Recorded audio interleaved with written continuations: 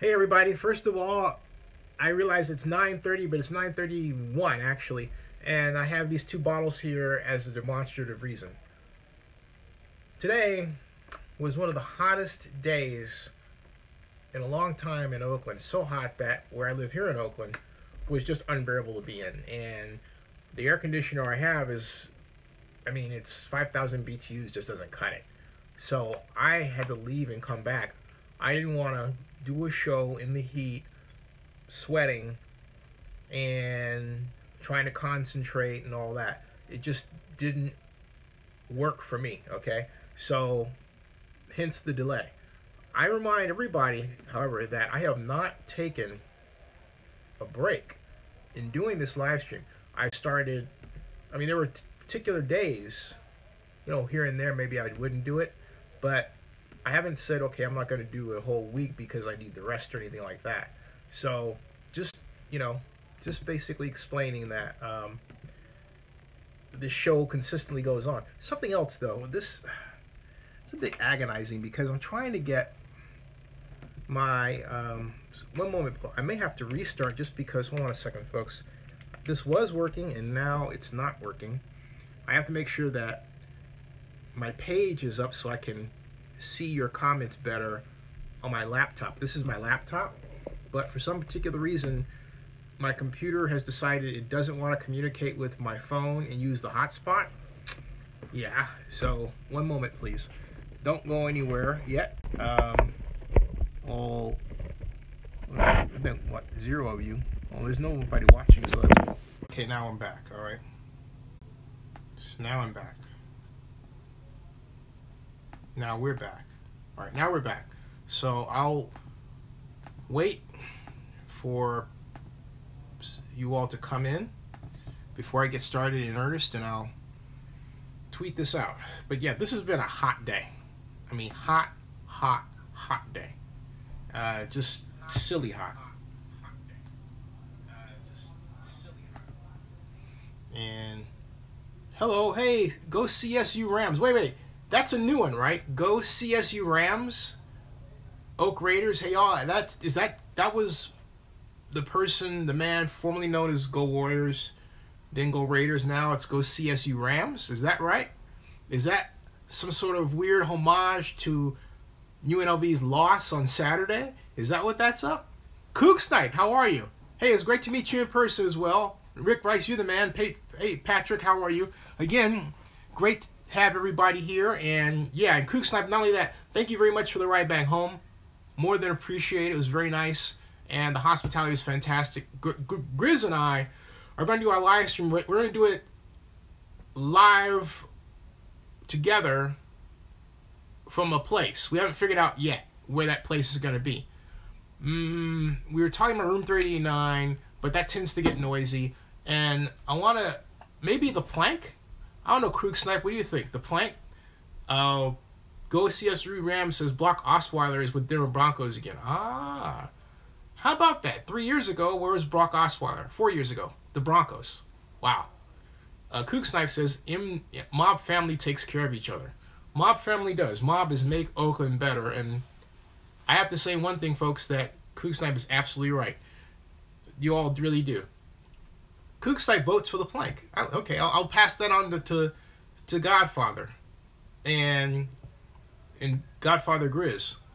I am trying to make some adjustments here and tweet this out as before I go into the meat of it, and then wait again for others to come in, because I know it's late and I know that but I did say I was going to start late after saying I was going to start early. How about that? But hey, here we are. There is a lot to go over, so I'm going to be on for a while.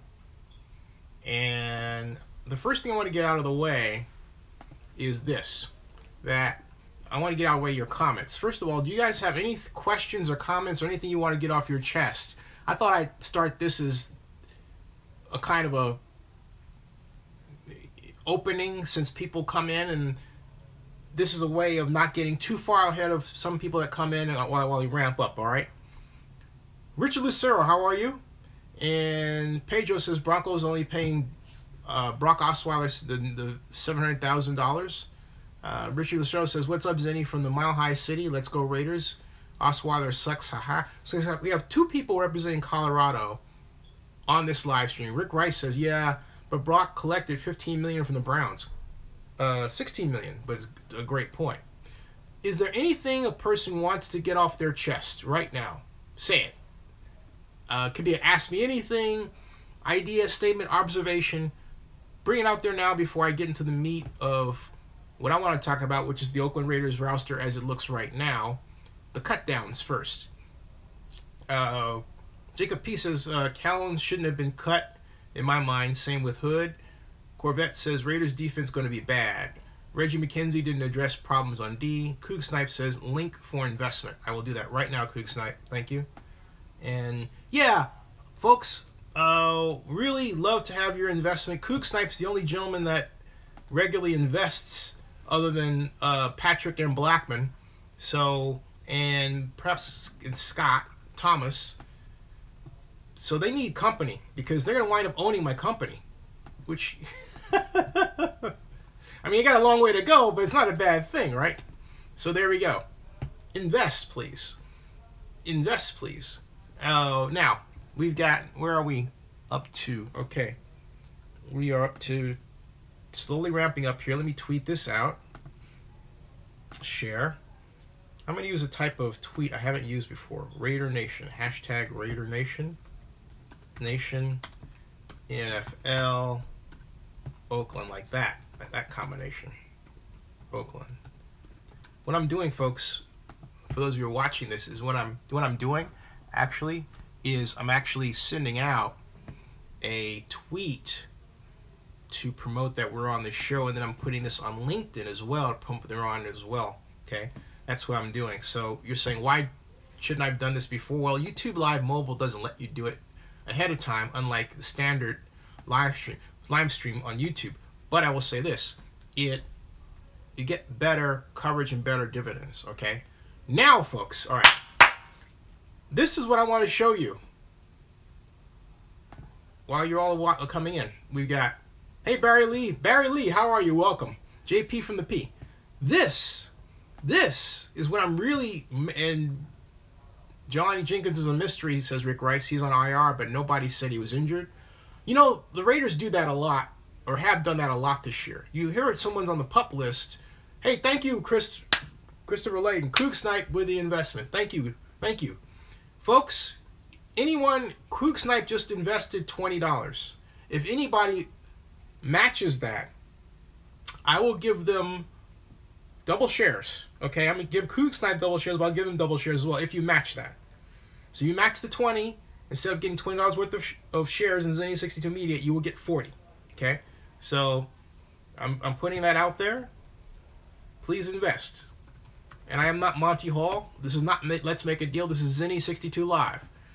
Joseph Bozeman says, good evening, Zenny. How are you?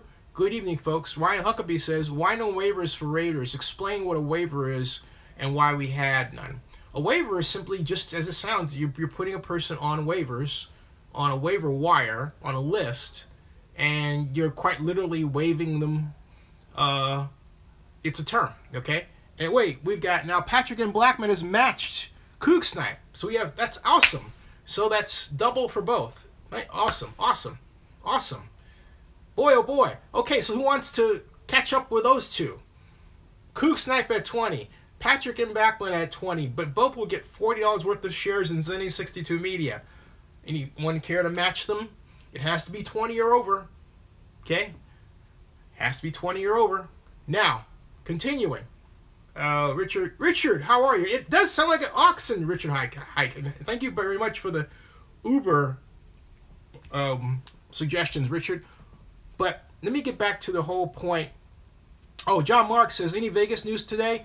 There's tons of Vegas news. Tons, all right? And you like, Go Warriors says, I live over by DIA, which is DIA in the chat. Denver International Airport, which actually means that Go CSU Rams, sometimes known as Go Warriors, sometimes known as Go Raiders, actually lives way out from downtown Denver. I've been out there. I've had hotels out there in Denver. I've been to Denver many times. I know how it's laid out. So anyway, oh, hey, John, you know, John, you haven't missed the investment right here. It's right here. Invest. There it is. John Mark says he's sorry you missed the investment. Bam! There's the link. Coming right at you. Or at least it should be coming at you. Yeah. Joe Flacco is ready to go. Rick Rice, what did I tell you? Joe Flacco is ready to go. Now, let's get to the matter of the Raiders roster by reading off, courtesy of my post on Zenny62.com, the Raiders persons that they let go of. Let's do a little recap here and go from there in the cut down list. And while this is opening up, I am going to get one of these water bottles and have a sip. NFL cut down day full list Saturday, September 2nd from National Football League.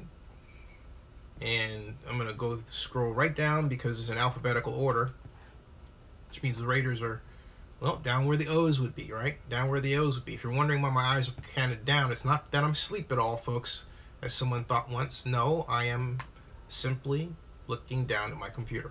That's it. So we've got, let's see here, going right to Sam, Northwestern State, long list of people. New England. Wait a minute. Okay. There is New England. I think I went too far. MNO. So New England, MNOP. I should have put a code so I could actually just simply, you know, type or hit a link on Oakland and it would take you right down to Oakland, right? I can build that in later. It only takes a few minutes. There's New York Giants. And we have the New York Jets. And we have Oakland, the Raiders. Okay. First of all, Kareem R. guard was let go. Shockingly, George Atkinson. George Atkinson. Thank you for the investment, Pedro. Thank you. George Atkinson, Notre Dame running back. Wow. Breon Borders, defensive back, Duke. Paul Boyette, defensive tackle, Texas. KJ Brent, Wake Forest wide receiver. Chauncey Briggs, Southern Methodist. Fadal Brown, defensive end out of Mississippi. Farrell Brown, tight end of Oregon. Which, you know, I'm actually surprised because I thought Farrell Brown had a decent training camp. I really did. Shalik Cahoon, the linebacker from Michigan State's cut. Anthony Coffey, from defensive back from Rutgers. John Crockett, running back from Notre Dame. Excuse me, Notre Dame. Come on, Zenny. North Dakota State. I have Notre Dame on my mind. Kenneth Durden, defensive back out of Youngstown State. Andrew East, it's actually a Vanderbilt safety.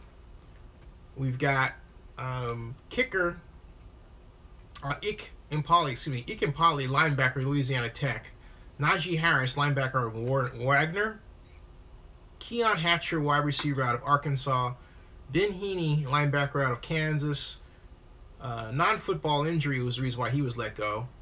Gabe Holmes, Purdue tight end. Elijah Hood, running back, North Carolina. Chris Holmes, defensive back, Arkansas. Brandon Jackson, tight end, defensive end, Texas Tech. What the heck is wrong with me today? Ricky Jefferson, defensive back, Louisiana State. Rufus Johnson, linebacker, Tarleton State. LaTroy Lewis, linebacker, Tennessee. Marcus McWilson, defensive back, Kentucky.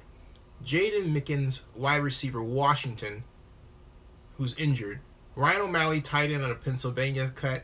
Oni Mali, guard, Iowa State. Brady Sheldon, linebacker, Ferris State. Ian Silberman, guard, Boston College. Jordan Simmons, guard, Southern Cal. Giorgio Telvecchio, kicker out of Cal. They cut Giorgio Telvecchio. Isaac Whitney, wide receiver out of Southern Cal. Xavier Lester Woodson, linebacker, Arkansas State. Ishmael Zamora, wide receiver, Baylor. And that's your list for the Raiders. So let's see your comments or reaction. But wow, George Atkinson.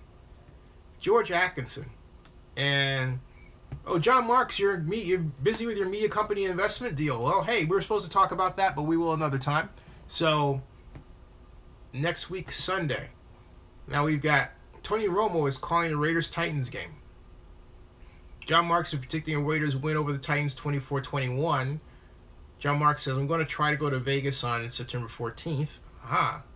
Oh, for the meeting. And Corvette says, defense can't be fixed. Can blitz more to... Corvette, you said defense can't be fixed.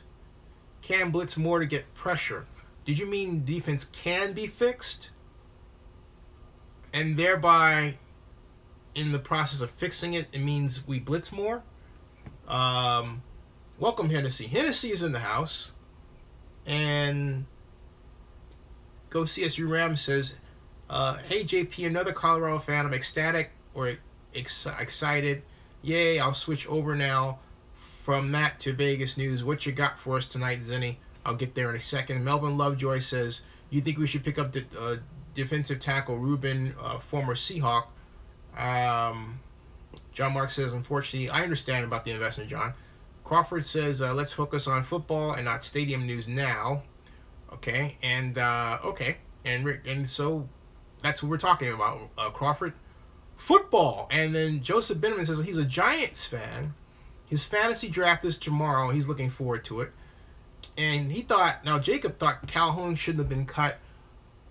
I thought George Atkinson, in the limited times that he was able to get on the field, perform well. And so I don't know what the thinking was there, but he was cut. That was quite shocking. That was quite shocking. Now, as far as what other teams have done, and Patrick M. Blackman says, I would have liked Pep Hamilton as a head coach. Me too. I think Pep Hamilton would have made an outstanding coach of the Raiders, and it's too bad Mark didn't pull the trigger. It really is. Now, Ryan Huckabee says we have 2 backup quarterbacks. Rick Rice says Calhoun sucks. Only had 3 tackles all last year. John Marks says, I'm going to try to do both. Vegas. Wait. John Marks is going to go to the Vegas meeting, or try to go to the Vegas meeting on the 14th of September, but then fly back for the JPA meeting the 15th. Hope to see you. Now, Atkinson, Rick Rice says Atkinson cut because we can't carry 5 running backs. But wait, why did you put him at the bottom of the totem pole? Melvin Lovejoy says, I like Crockett a little more, minus the fumble in the last game. I like the 1-2 punch there, right? But, you know, if I had to pick Crockett or Atkinson, I'd pick Atkinson. Joseph Binsman, among other things, his dad played for the Raiders. You want to keep that name tradition there. Joseph Binsman says, definitely some interesting cuts and pickups around the league. The Bills cutting their running backs was interesting. Steelers trading receiver Coates. You know, Joseph Binsman says Colts picking up from Redskins running back Matt Jones is interesting. I think more interesting is the Colts getting Jacoby Brissett. Brisket, excuse me. Every time I hear Jacoby Brissett's name, I want to say brisket. You know? Brisket. Is it brisket or brisket? I keep doing that. Let me go back to his name there. Because I keep thinking of food when I think of his name, which is, you know, not his fault. It's just my, you know, pea brain and all that, right? But I just can't get it out of my mind. Every time I think of Jacoby, I think of a brisket. I just do. I know it's silly. I don't care. But that's exactly what's spinning around in my head. It's like, brisket. So, let me see here. There's New Orleans. Had some interesting cuts. We've got, and I'll get to that, James O'Shaughnessy, Illinois tight end, was cut by the Patriots. I mean, that's unbelievable. O'Shaughnessy had a great preseason. So, look, you can only say that Bill Belichick must know something the rest of us don't know because he's got the rings and, you know, I don't, right? And so I'm still obsessed with this whole Jacoby Brissett thing. Jacoby Brissett. I know one of you is probably correcting me. Brissett. Jacoby Brissett. Brissett. 6'4", 231 pounds. I think Jacoby's got a great future with the Colts. I really do. Now, and yeah. Thank you, Go Warriors. Now Go Rams.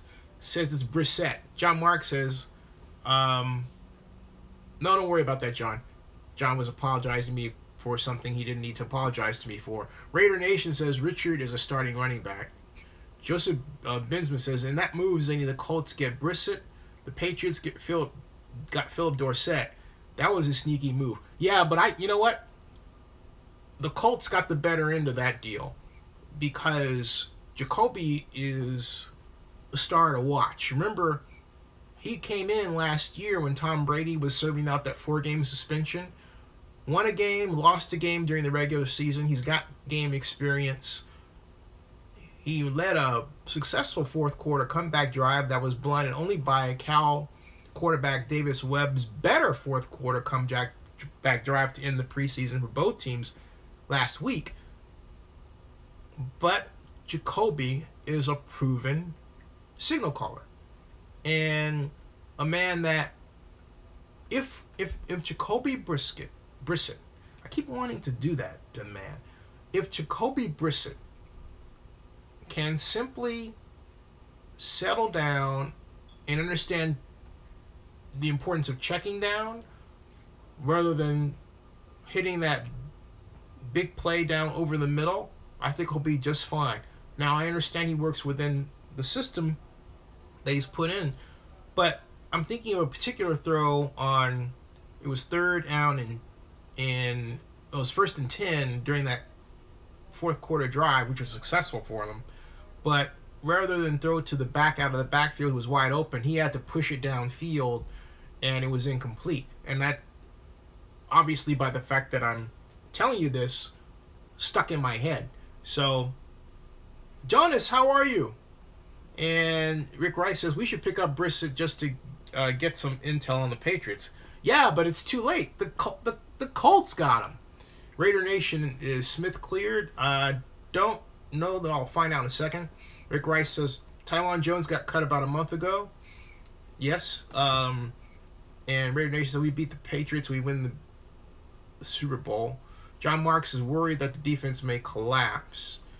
And, Rick Rice was responding to Greg Patterson's chat comment where he says, where is Tywan Jones? He was not on the team anymore. No, he's not. John Marks says, I said I wanted to email you. Okay, no, I got you. Melvin Lovejoy makes this statement. Question, is Daryl Washington reinstated? I know he hasn't played in years, but who we have that can play at that level? Well, let's find out real quick, Melvin. Let me check. Let me see here. Daryl Washington. The Cardinals released him in May of this year. May 11, 2017, Daryl Washington was recently reinstated by the NFL, but he won't return as a member of the Arizona Cardinals. The Cardinals released Washington on Thursday. Let me see. He's seeking an NFL comeback, redemption after suspension. Let me see the latest news. They have Miami apparently wound up with Miami. I correct me for that. Daryl Washington has still not received a call. Okay? He has not received a call at all in terms of the free agents that are still out there as of August 17th of this year. Now, for those of you wondering what happened to Washington and the suspension, the report goes that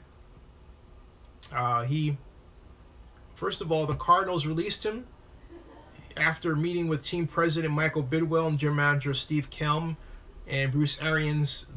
That when I say later this week, this is May 11th of this year, and this is an article by Kevin Patra on NFL.com. And let's see here.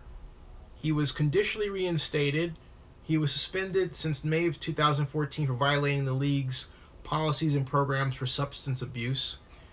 And the ban was tied to a marijuana violation for which Washington sought counseling.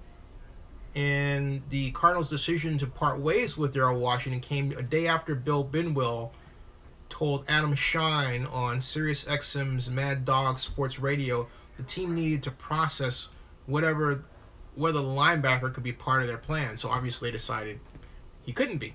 So there is, answer your question, he is no longer a Cardinal for some time. He's been on the free agent market for some time. No one's called him to come back. So that's where we are. Let's see here. So that answers that one. Now, Aldon Smith, I haven't heard any news. Hey, Kurt, how are you? Welcome. Oh, by the way, the investment deal is on tonight, folks, and the investment deal goes like this. If you invest $20, you get double your shares. I'm not discouraging you from investing anything more or less, excuse me, but if it's $20 or more, you will get double your shares. Because Kook Snipe, you can blame him. He set the trend tonight, and then Patrick and Blackman followed him up. So, there you go. However, please invest. Now, Joseph Brennan says, awesome grab by the Seahawks to get... Wasn't that something else for the Seahawks to get Sheldon Richardson? Wow, that was amazing. I mean, I don't know what's going on with the Jets and their decisions, but they're throwing out veteran after veteran after veteran after veteran. To what end? You know, where is it going? What's going on there in that regime? I can't figure it out. You know, I'm a Todd Bowles fan, and unabashedly, because you want to see a talented African American assistant defensive coach who is a well thought of defensive coordinator do well in the league as a head coach, because there's so few of us. But that's not going to stop me from questioning the moves that he makes. So this is one of them. But the question is, was it really Bowles? All right.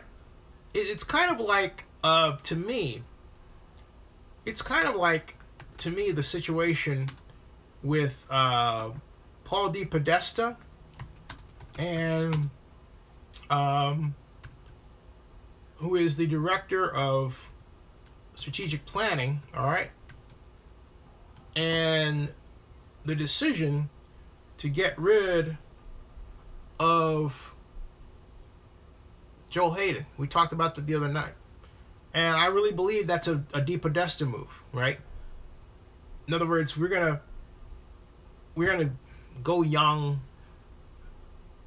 because the formula says it will work out better here.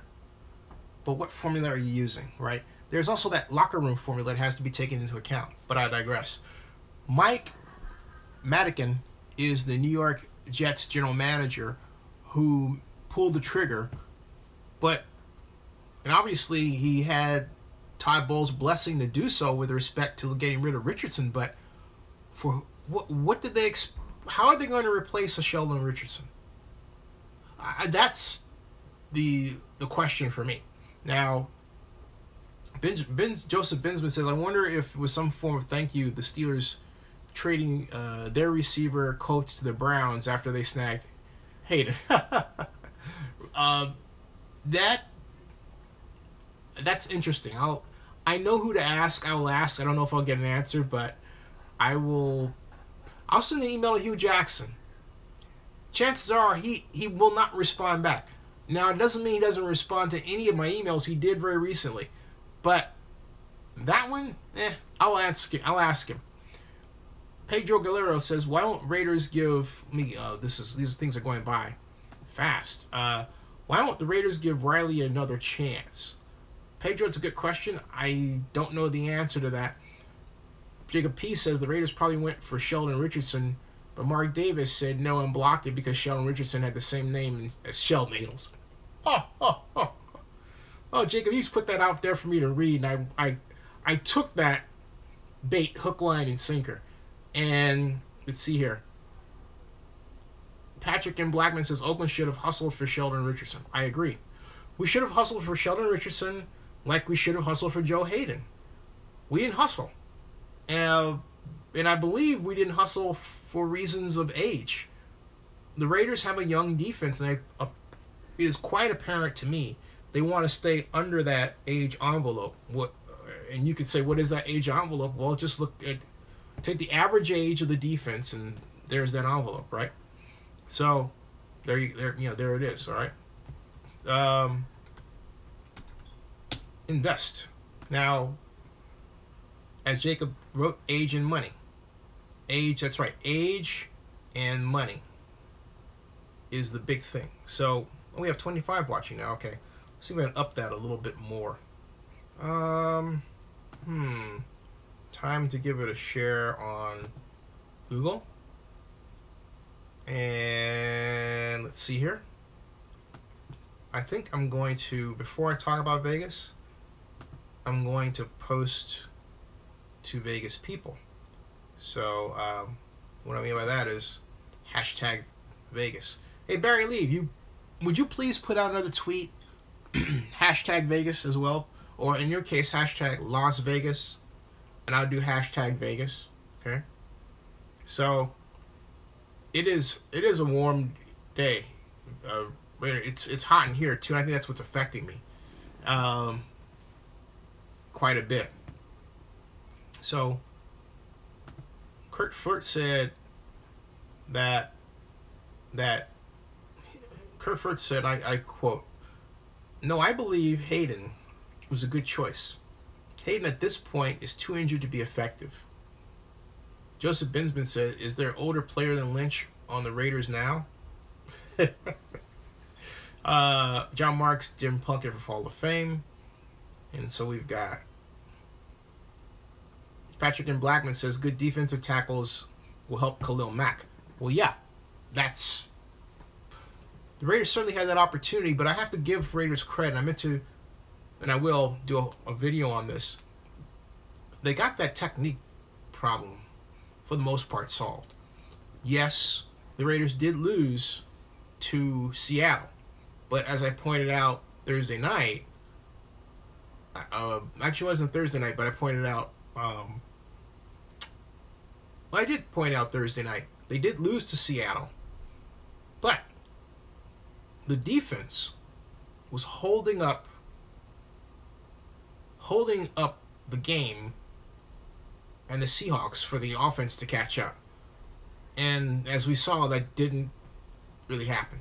So, and as John Marks points out here, the Raiders could have won. Jacob P. says games of the college year include UCLA and Virginia Tech. Patrick and Blackman says Lynch can end up like John Riggins when he returned to Washington. I hope deja vu. And now we have, oh great, 32 coming in, watching. Welcome to Zenny62 live stream, everybody. And this is Oakland Raiders 2017 roster, Las Vegas Stadium update, live stream talk. That is what this is all about. And from Vegas to Oakland and all points in between. And I'm going to get to the Vegas stuff in a second because there's a lot to get to. I want to make sure I get the whole roster issue out of the way before I do anything else. Oakland Raiders. Hold on a second. Oakland Raiders. I'm just wanting to go directly to the spot. You go to the Raiders website, the first thing you see is place a $100 deposit to reserve your place in Raider history. And it says then it's the Raiders are coming. So they're really pushing the Vegas thing. The Raiders are coming. The Raiders are coming. And so the Raiders have unveiled their 53-man roster. And basically we've got, I'm going to read that out. It's, the Raiders do have a young team, and they're trying to maintain this young age envelope. Why? You know, it goes back to something that I think Larry Baer put it best. Larry Baer is president of the San Francisco Giants, and Larry once told me that every 4.5 years you have turnover, and you build a roster over that next 4.5 years. And what you want to do is you maintain a certain degree of new players, a certain percentage of new players, and you mix them with veterans, but you don't overmatch or overload your organization with veterans. And you have to understand when it's time to cut them loose. For Larry Bear and the Giants, if memory serves, it was every 4.5 years where they made a significant turnover. This was pre-planned, okay? So, now, is that the case for the Raiders now? You know, I haven't asked Reggie McKenzie what his thinking is on that, but I will. So, what we have, as far as the offense, we have 3 quarterbacks. We have Derek Carr, E.J. Manuel, and Connor Cook, okay? We have 3 running backs, and we have Lynch, Richard, and Washington. Washington, I've never been sold on. That's me, okay? In fact, I've always felt that the Raiders should really go after a marquee running back in the draft. We have 10 offensive linemen, and look, Donald Penn is coming back. He's got Dave Sharp backing him up. I still think Dave Sharp should have been Cam Robinson. I will take that to my grave. We have 1 fullback. We have 5 wide receivers, 3 tight ends. We have defense, we have 6 linebackers, and with, you know, Marquis Lee leading the rookie pack. And we have 4 defensive ends, 6 cornerbacks, 5 safeties, 5 defensive tackles, 1 kicker, 1 long snapper, and 1 punter. So there you go. That's how that, you know, lays out from in terms of numbers of, you know, who's who, right? Now, let's take a look at how the depth chart looks. Depth chart. And then I'll get to the Vegas news, all right? Later. But Crawford, are you happy? We're talking football, not stadiums right now. You happy, Crawford? Crawford 371. Are you still here? Crawford? Crawford? Crawford, you can bet your last money 371. What's up, man? Thank you. Crawford gives me the thumbs up. Woohoo! All right. Now, offense. Here we go, Raiders. Here is, from the perspective of the depth chart, what the Raiders look like. And rather than read it to you, I'm going to let you look at it yourself while I read it to you. How's that? Bam. Wide receiver, Michael Crabtree. Left tackle, and then backed up by Seth Roberts. Donald Penn backed up by David Sharp. Kalichi Osemele backed up by Denver Kirkland on left guard. Center is Rodney Hudson backed up by John Feliciano. The right guard is Gabe Jackson. Right tackle is Vidal Alexander and Marshall Newhouse, with Jillian Ware as the backup. Tight end, we have Lee Smith, backed up by Jarrett Cook and Clive Walford, another man who had a great training camp. Then we have Amari Cooper, backed up by Cordarrelle Patterson and Johnny Holton. Then we have Derek Carr, of course, E.J. Manuel, and Connor Cook, third string. Marshawn Lynch, joined by Jalen Richard and DeAndre Washington. I still think Atkinson was better than Washington there. Then at fullback, we have Jameis Alawale. Defense, Mario Edwards Jr. at defensive end, backed up by Danico Autry. Eddie Vanderdoes, backed up by Jod Ward. Justin Ellis at right nose tackle, backed up by Darius Latham. And Khalil Mack as defensive end, backed up by James Cowser. Now, this is interesting. This tells you right off the bat the Raiders are playing a 4-3 under.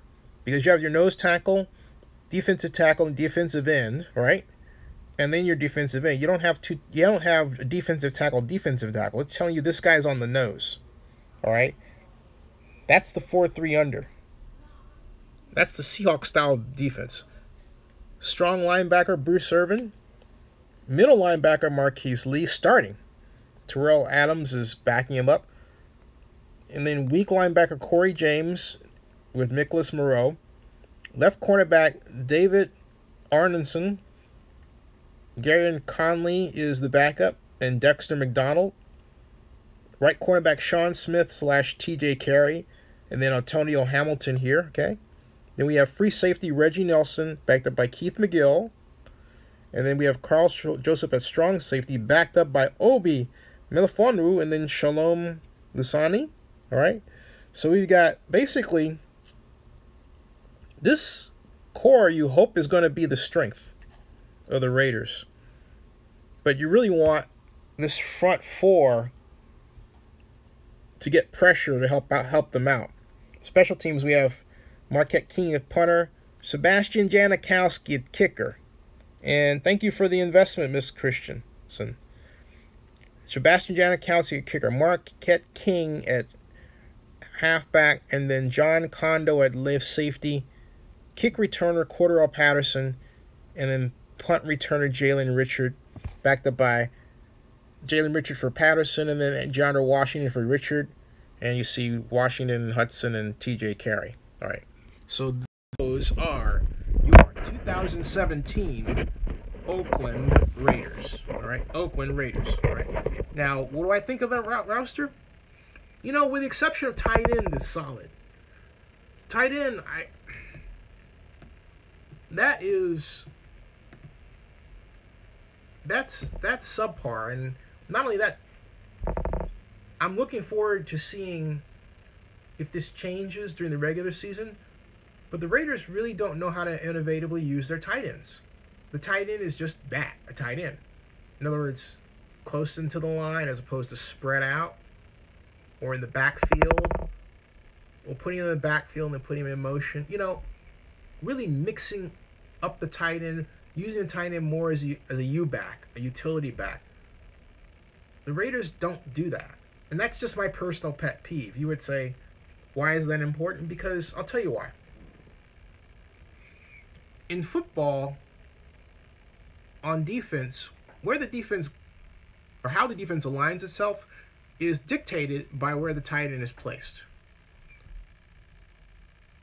Offense comes up, middle linebacker yells, tight end left, which means the tight end's over there, which means if the tight end's over there, how are you going to, if the tight end's on the left side, okay, it means that more than likely if they're going to run, it's to that side. But also, it dictates whether you're going to call a 4-3 over or under shift. If your over shift is toward the side of the tight end, right? Under, it's opposite. Now, what if the tight end shifts? Oh, dispersal drill. Or stay put, right? Or go to a 4-3. You get the idea?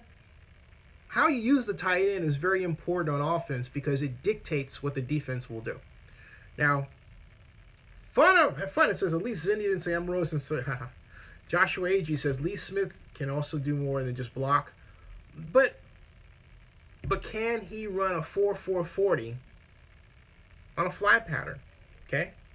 So, Mark Bursa says, let's see what Cook does before we judge too much. And I've seen Smith, Funner Shoot says Lee Smith is a blocking tight end, Cook a passing tight end. I want Gronkowski types. Fast guys, big guys who can block. Okay? Or how about O.J. Howard with the Buccaneers, okay? Great blocker. Karen Christian says, what about getting another backup kicker to Jono in case he's injured, or does a Marquette take over? That's a good question. They didn't present that on the roster I saw. Joseph Binsman says, I like the Raiders tight ends this year. Hope steps up for you guys.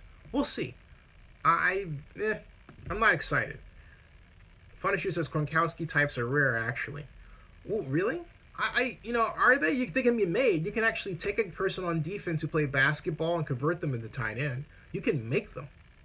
So, and as far as Connor Cook, I do agree with the assessment by you all about Cook can be great.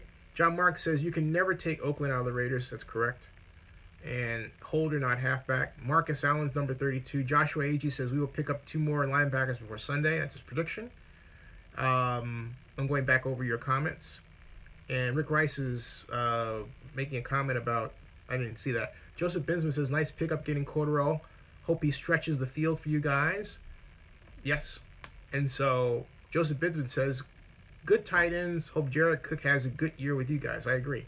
Hey, by the way, if any one of you wants to contribute as a vlogger, please join me because I want to grow this into different contributors, not just me. So for those of you like you, Rick Rice, who are always aiming criticisms or want to do things, hey, you got a place to do it yourself. Here, all you have to do is become a manager on this channel of mine, which goes into my blog, and join me. But I'm gonna say something that isn't gonna set some people the right way, but it has to be said. When I think of Bleacher Report or Chat Sports or any of the other sport websites like Yardbarker, you know what they all have in common? I'll tell you what they have in common. They have white guys that were friends that started with no money, but they had a love of sports and they worked together. Why don't you see blacks and Latinos doing that? I'm just asking. How come it's always this sideline thing where people are criticizing and, you know, throwing verbal spitballs and all that, but not actually getting in and making anything themselves as a team? As a team, okay? I mean, for example, here I've had, of all the contributors, you know, Barry Lee's contributed, Mike Lowry, Richard, all great friends, great guys, also white, all right? But when I've offered anyone black, no one ever follows up. I'm just putting it out there. Because I get, the criticism is like, okay, it's like this. I get the criticism, but then there's no participation, all right? And that's got to stop. There's no reason why you can't have, like, for example, Black Athlete had that, but then they were arguing among themselves and it kind of fell, you know, by the wayside. That was the rare example. But the number of systems, sport website systems, were started by guys who were just friends. They built something. They let in the case of Bleacher Report, they let anybody contribute, and it grew from there. All right, but they had a team. They had a team, just like Godfather Grizz and I are a team. We're all a team, right? We're a team. So what I'm saying is, hey, you see something, say something. And when I say something, I mean get your video camera, get your vlog, and contribute. And contribute. And help build this. It's not, we say, what's the salary? Right now there is no salary, but if we can, you know, what there is if you, like for example, for Barry Lee, whatever monies his videos make from Hurricane Harvey, I give him 50% of that, okay? And I've got to add that up and give him 50% for the next cycle, right? Like that. And we can discuss stock shares and splits and everything else. Fine. But I am asking for you all to contribute. Just don't be on the sidelines all the time. You guys can contribute. So I'm laying it out there and I'm repeating it because it's a pattern. I thought I'm not going to say it. I'm not going to say that, you know, heck with it. I am going to say it. I am. So, hey, Steve, how you doing? And, Steve Grievous is here. Nice to have you. And this Joe Binsman says, I've been thinking about becoming a blogger on Blogger for a year or two now, especially since election. Joseph, hey, come join Zenny62 Media. Love to have you. Love to train you. Show you how, you know, to put your ideas out there. And as Jacob P. says, there's no I in team. And so there we go. So Jack Tatum, boy, And Joshua Agee says, let's talk, Zinni. I'm down. Yay! You got it, man. You got it. Definitely. Definitely. Unz Albai says, did you ever get my investment from PayPal? I did. Lars Lacey Photography, and I sent an email to what I thought was your address. So would you please, because I do have you listed up there as with your investment, and on the spreadsheet, it is there. But send me an email back with the right one, because I definitely have you down there, and I went to great pains to try to find you. On PayPal, it didn't quite come out. That's back channel stuff. We can handle that later, but I want you to know I did list you on your investment, okay? So, Greg Patterson says, just got you here and here in Houston. Cool. Jacob P says 35 now. I think a good number for Vegas. No, biggest numbers yet. I want 50 people here. Rick Rice says, no, Rick Rice, I'm going to tell you something, okay? It's not about criticism. What I'm saying is very bluntly what it is. Contribute. I want to see you contribute, okay? So, basically, you're saying I can't accept criticism, but obviously you can't accept criticism either, because I'm pointing it at you, right? So you want this to be better.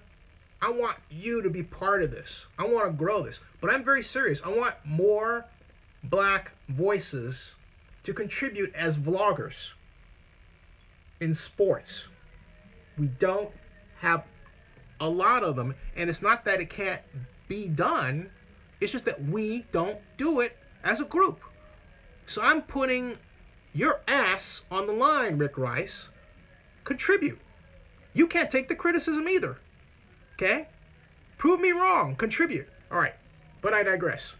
Let's move to the next subject. That's a perfect segue to talk about Las Vegas. You know what this is from? This is from Tony Stark. Tony Stark.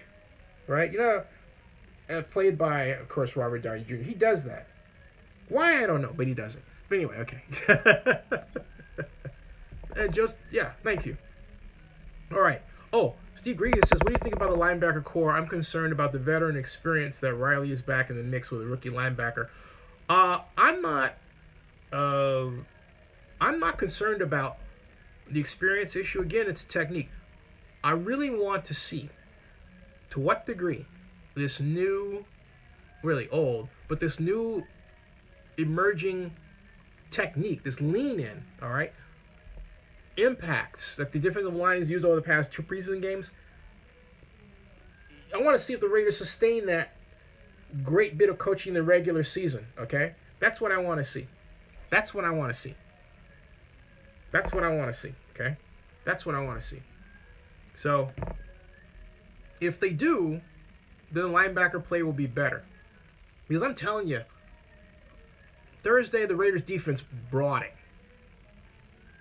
I mean, we're talking about the subs. They brought it. Okay? They brought it. I was really impressed. Pass rush, yes, absolutely. And not just the pass rush, but the run defense as well. In fact, you know what? Joseph says, do you think you can get in a word about the leverage issues? Yes, I can. Yeah, absolutely. And again, the leverage issues that I first discussed 4 games ago and Matt Millen echoed 3 games ago have been solved. They were solved first. It was obvious they were making headway towards solving it in the Dallas game. And what I mean by the leverage issue is that originally the Raiders were, when they defense got off the ball, they were playing high. They were taking on the defensive linemen were taking on the offensive linemen shoulder to shoulder. No, don't do that. It's like they were saying they were being taught to 2-gap and have this eye on the run as they were pass rushing. No. What they should do is what the Cardinals do, and what the New York Giants do very, very well, and the Philadelphia Eagles do exceptionally well. They lean in, they get down in 3-point stance like they're going to basically run the 40-yard dash, and they push off, and the body comes out at an angle. It comes out at an angle. And so when they come into the offensive line, they're also looking to go into the gap. They're not looking to take on the line person. Big difference. Look at how the Patriots play it. So what happens with those two combinations? First of all, taking off at an angle so your pads are lower, your body leverages forward, combined with the fact that you're going through the gap and you're not taking on the lineman, causes what? It causes the pass blockage to collapse faster. That's what the Raiders were doing. That's what the Raiders were doing. That's what the Raiders were doing. And it paid dividends against Seattle. That was a game, as John Marks said, the Raiders should have won. Absolutely. Absolutely. I am not... Karen Christian says, what about a veteran middle linebacker to train our rookie for a year? I want to throw Lee in there and take advantage of his youthful exuberance. Put him in a stack system where the offensive line people can't touch him. Move him around. Let him move from sideline to sideline making tackles. That's what I want him to do. And that's me. I'm not saying the Raiders are going to do that, but I'm saying that's what I want out of a rookie middle linebacker. So these comments are going by fast and furious. Steve Grievous says, I was more concerned about the linebacker play and how the safety position was progressing. Oh, I get you, Mr. Grievous. I think, again, with the change in technique that the defensive line was using, it allowed the linebackers to play better, to flow to the ball better, because you didn't have the offensive line surge, quite literally pushing the linebackers back. There was space between the backers and the line, so the linebackers could first breathe their keys, move into their initial gap, and then flow to the ball. I can't tell you how much better the Raiders played that day. I can't tell you. So, commitment to excellence. And so, let's see here. I like Ken Norton Jr.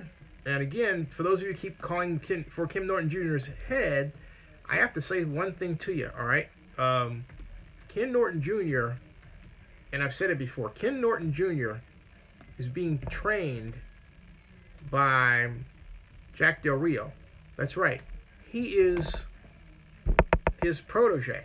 And so he's not, Jack Del Rio, he is not going to cut his protege, who's his defensive coordinator. He's got him in there to implement his vision of defense, okay? That's why he's there. His vision of defense. So that's the idea. Something else, too. You've got, I should throw in this, because I think it's very important to add, is that the Raiders do not game plan during the preseason. That's right, the Raiders don't game plan. They try different plays. They're cryptic about their actual game plan, but the reason why I know they don't game plan is because Jack Del Rio told me that for preseason. And it's obvious with some of the play calls. So expect a different Raider look in terms of play calling and design during the regular season. Now, technique is another story. All right? Kook Snipe, you out of here? Kook Snipe, will I see you tomorrow? And, hey, I'll see you, Kook. All right, thanks a lot, man. See you tomorrow, perhaps? So, and, let's see here. And I don't think, hold on a second. It's interesting that people talk about Ken Norton stinking, but if Ken Norton stinks, then you have to say Jack Del Rio stinks. And again, there's this insistence on blaming the Raiders situation on Norton, who works for his boss, the head coach, Jack Del Rio. I'm going to tell you again, if you can't get that connection, you don't know football. Period. Okay? The head coach hires the defensive coordinator and the defense to do one thing, what the head coach wants. Unless you happen to be that rare defensive coordinator like a Buddy Ryan or Floyd Peters, who's an established veteran coach, has a system that's popular, or like Rex Ryan or Rob Ryan, and you plug them in, you say, just stop them. Ken Norton Jr. is not that person. Ken Norton Jr. is being paid to basically learn to run the defense that Jack Del Rio wants, all right? That's the idea, okay? So that is completely the idea. Now, in terms of John Pagano, he is the assistant head coach for defense. But you've got Pagano basically helping Del Rio teach Norton. And there's no reason to fire Ken Norton. If anything, there's even more reason to fire Jack Del Rio if you have an issue. But folks, we're just getting started, all right? Now,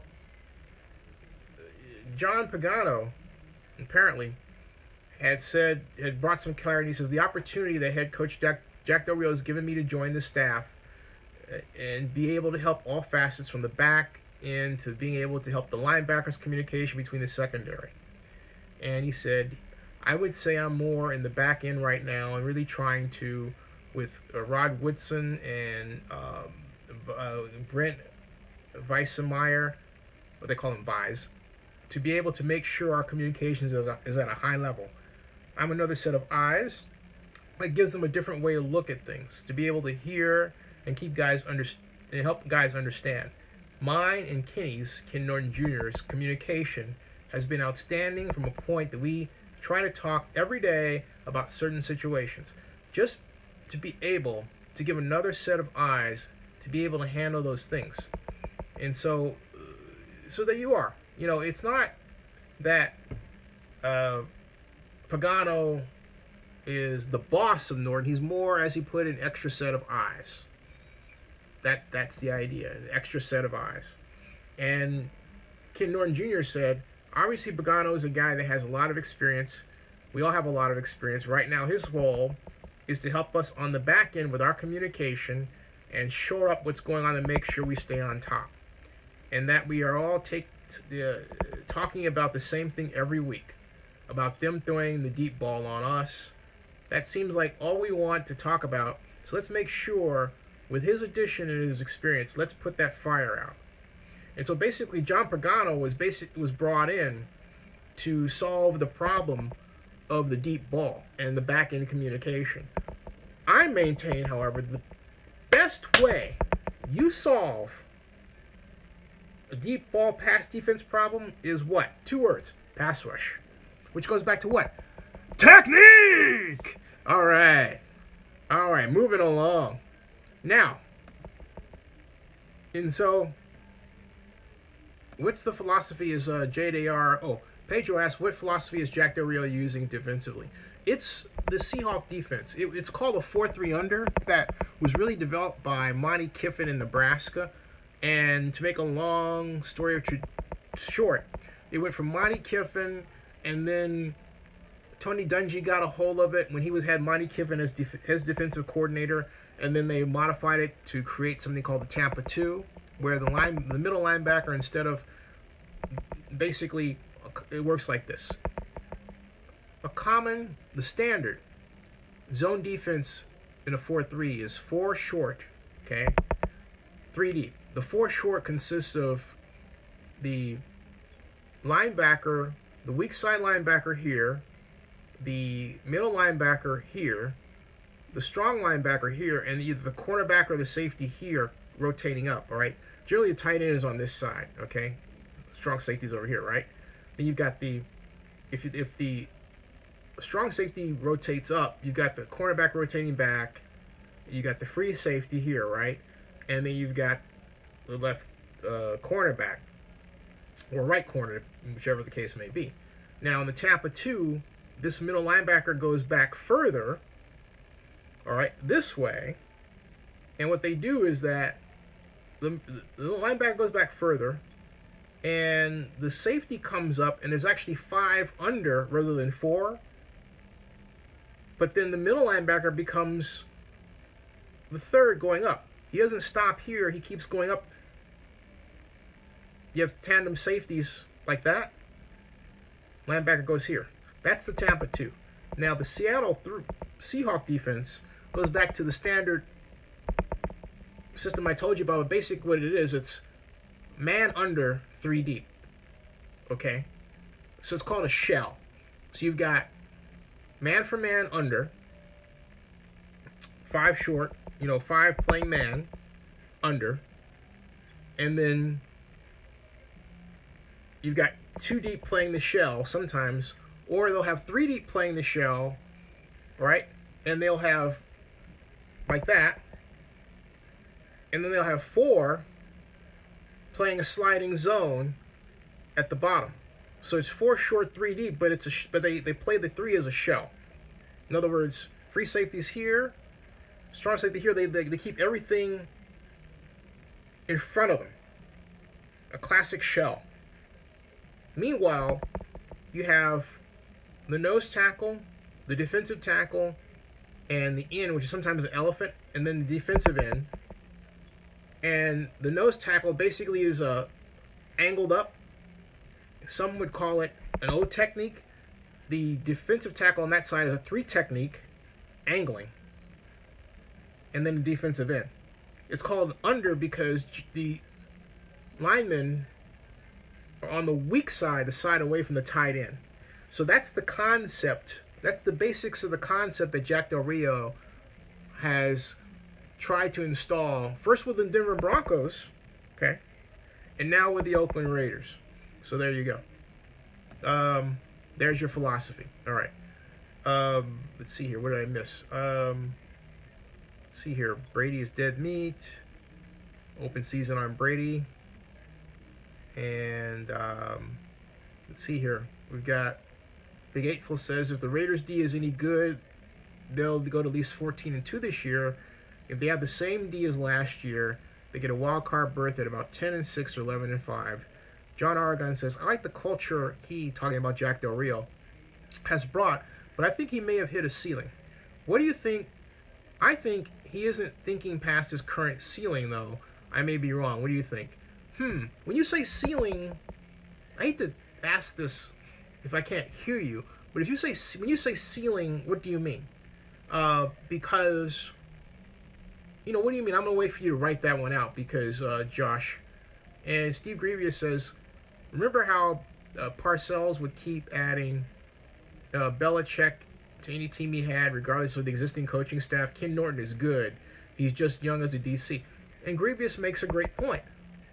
Defensive coordinators are generally hired because the head coach knows that person and is comfortable working with that person. Let me give you a classic example of what I'm talking about, and that's Mike Smith and Dirk Carter. When Mike Smith was the coach of the Atlanta Falcons, he had Dirk Carter as his offensive coordinator. When Dirk Carter became head coach of the Tampa Bay Buccaneers, he called Mike Smith, formerly head coach and his boss at the Falcons, to become his defensive coordinator. They're friends. There are a number of examples like that around the league. Why can't it be the same? And it is the same for the Raiders with respect to Jack Del Rio and Ken Norton Jr. They are friends. They played together. They have the same defensive philosophy, and they're trying to implement what some would call the Seattle philosophy, what I really call the Kiffin, Pete Carroll, Tony Dungy philosophy in Oakland. And that's the idea. So this idea of fire Ken Norton, leave it alone. It ain't happening. It doesn't need to happen for any reason. It just smacks of really not understanding how this whole deal works. So but you know what? Everybody has their opinion.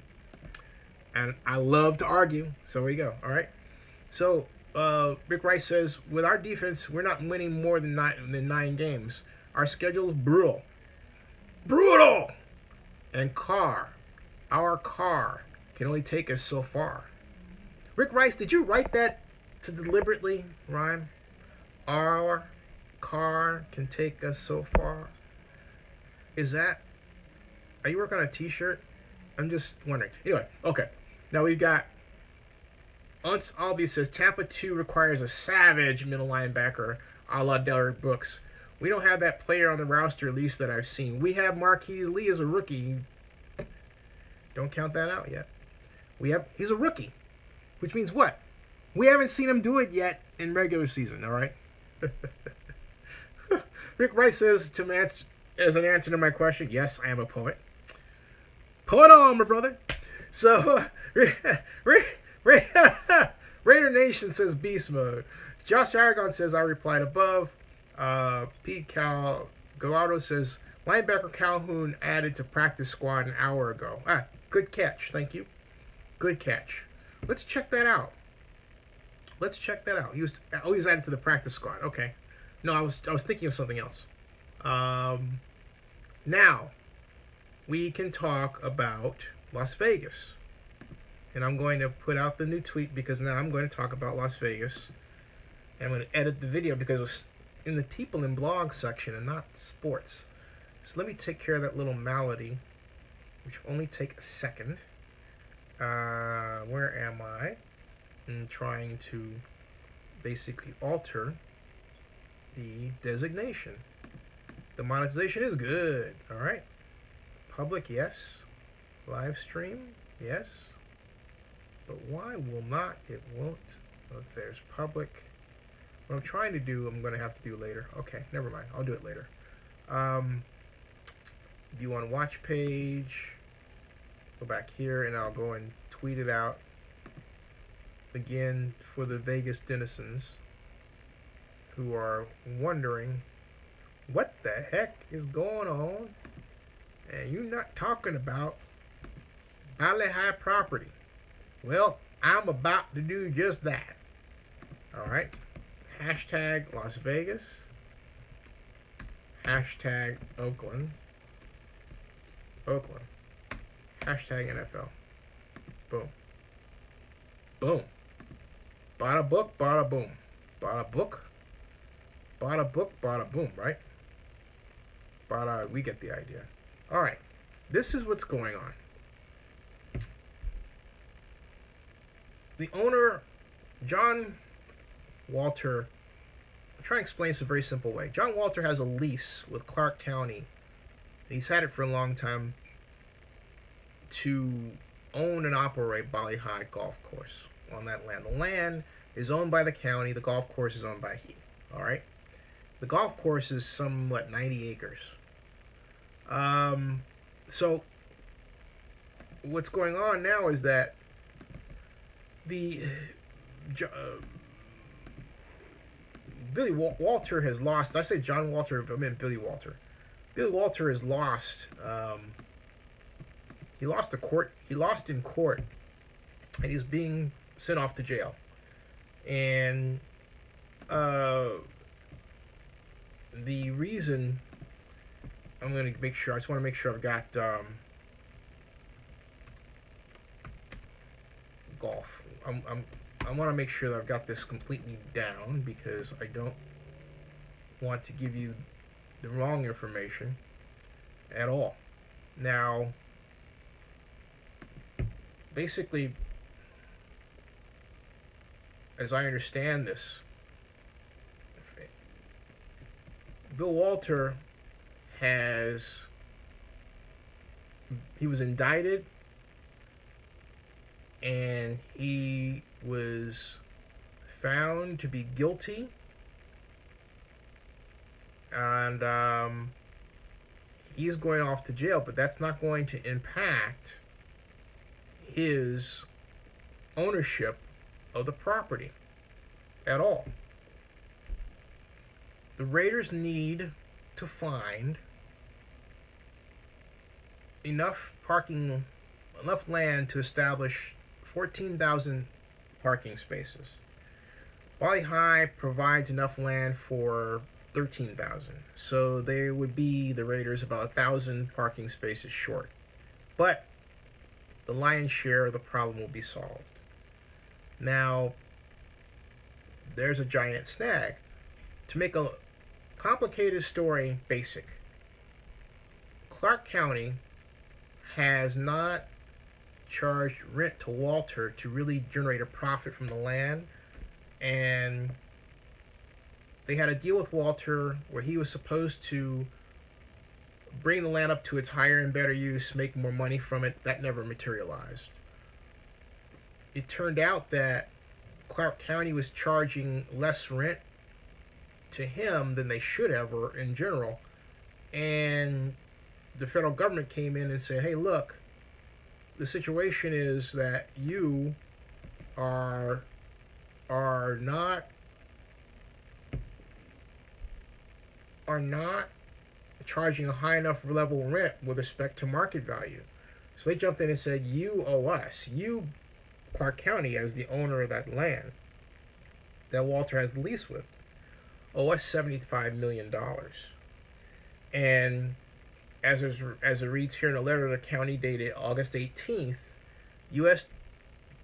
Department of Justice Attorney John Kreese wrote that a 2011 amendment to a lease between the county and Bill Walter set the 155-acre property's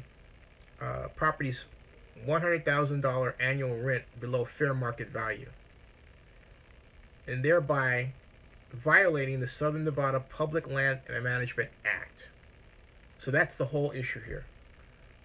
The act apparently asks for fair market value to be charged for rent. Walter is so loved as a swashbuckling local and successful gambler, he got himself a sweetheart deal of rent. It would be kind of like, you know, your landlord giving you a sweetheart rental deal, right? In honor for friendship, they like you, whatever. Something like that. Well, the DOJ doesn't like that. So the county, according to Commission Chair Steve Sisolak, the county of Clark County, said, you know, we don't look at it the way the Department of Justice does, so we're not going to honor that payment demand. Well, guess what? The Department of Justice on Friday said, heck with you, man. I'm going to sue you. I'm going to get that money. You're going to pay me my $75 million. Yeah. Yeah. Yeah. Well, anyway, that's the situation. So where do they get the $75 million? And everyone is now looking toward the Raiders. The organization that I'm coming to believe is being thought of by some in Las Vegas as their own personal piggy bank, when in point of fact the Raiders really don't have that kind of money at all. One more cost to heap on the Raiders. It's like, I don't know if any of you remember this commercial. It's a cereal commercial. It's like, let Mikey do it. I like Mikey. Mikey eats everything, you know. He likes it. Hey, Mikey, remember that? It's kind of like that. Let Mikey. Basically, the Raiders have become Mikey. Let Mikey pay for it. Make Likey. That was the Life cereal commercial from 1970s.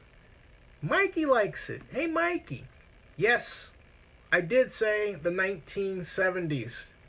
Doggone it. Anyway, but I did say that. Yes, I did. So that's the problem.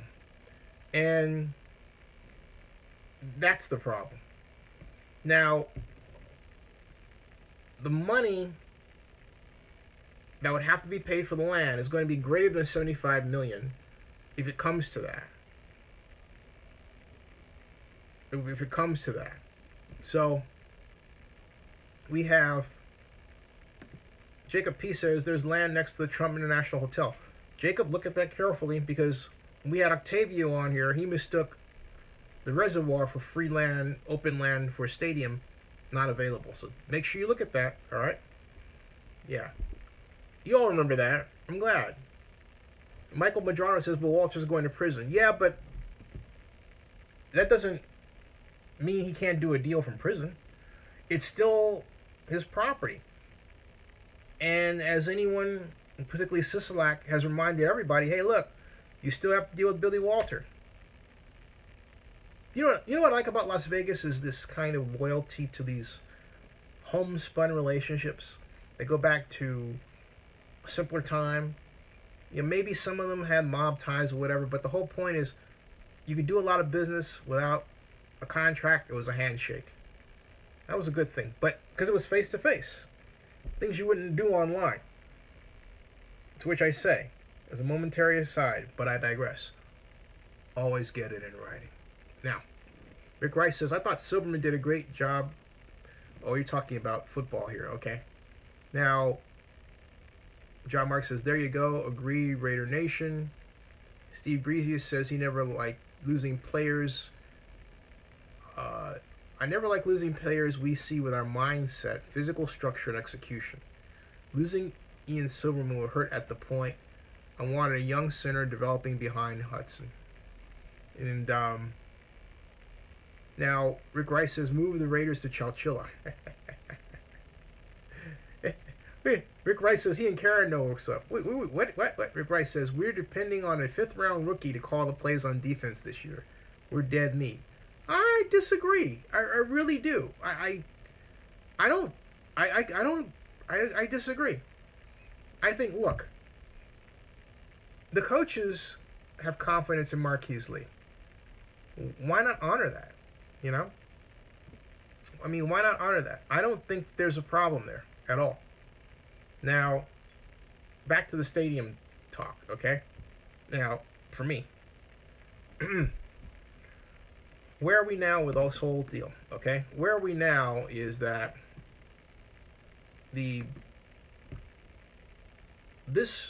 so you say, okay, Zinni, how should I think about this? What's the so what in all this? As a teacher used to say to me, what's the so what, Zinni? You have to explain what the so what is. The so what is this. If a deal can't be made for Bali High that is such the Raiders can pay for it, it's off the table for parking on property. Okay? That's the deal. On the other hand, if in an effort to pay off the Department of Justice rapidly, the Raiders are turned to for the money, and this whole issue of fair market value comes up, well, guess what? The market value in the area around the Raider Stadium is 5 times greater than what it was last year. So if the act, the Southern Nevada Bureau of Land Management Act, says you have to charge fair market value, then the Raiders are going to be paying through the nose for that land. And it's one more chink in the financial, one more knife, one more brick removed from the house of cards. One more card removed from the house of cards that will cause this to collapse fiscally on the Raiders. There's too much cost being heaped on one team. Let Mikey do it. He likes it. Hey, Mikey. Okay? So, the U.S. sued Clark County for underpaid Valley High golf rent September 1st. And Review Journal came out with this article. And it said the federal government has filed a lawsuit Friday, which is that day, against Clark County, claiming the county had cost the government tens of millions of dollars by leasing the Valley High Golf Club for less than market value. And the lawsuit follows an August 18th letter from the Department of Justice demanding Clark County pay $75 million, as I've talked about. And Sisolak said that last week the county sent a new deal to the Bureau of Land Management for approval, but they never heard back from them. And the county has managed to manage the property since 1999. So, and they say that they were welcome discussing it further with the Department of Justice and all that stuff. And that's it. So there's the lawsuit. Okay. Now, the lawsuit also claims the county did not obtain an appraisal to determine the fair market value, the fair market rent on the property, and instead leased 91 acres for an annual fixed rent of $100,000. And that's what I'm getting at as far as now being forced to charge fair market value for rent, and the market value being 5 times what it was the year before, and that price tag being attached to the forehead of the Raiders. Ooh boy. Ooh boy. But that's not the only problem, folks. That's not the only issue. Remember I was talking about floodplain? Okay? Remember I was talking about floods and water damage? Well, guess what? The water department of Clark County has weighed in and said that little channel that I pointed to on the map that's going through, it has to be moved 150 feet.